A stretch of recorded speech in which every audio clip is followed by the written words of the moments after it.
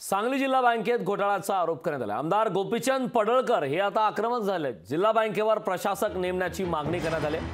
चौकशी समितीवर पडळकरांनी हे आरोप केले। चौकशी समितीवरच गोपीचंद पडळकर यांनी आता हे आरोप केले आहेत। जिल्हा बँकेवर प्रशासक नेमण्याची गोपीचंद पडळकर यांनी मागणी केली।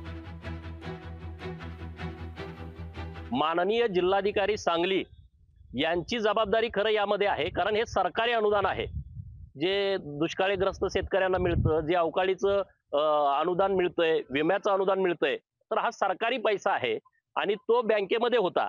एक तर तो शेतकऱ्याला मिळाला पाहिजे होता, जर शेतकरी तिथं आले नसतील तर तो सरकारकडे परत जायला पाहिजे होता। परंतु वर्षानुवर्षे हे पैसे त्या खात्यावरती पडून राहत आहेत आणि त्याच्याकडे जर प्रशासनाचं दुर्लक्ष असेल तर ही गंभीर बाब आहे।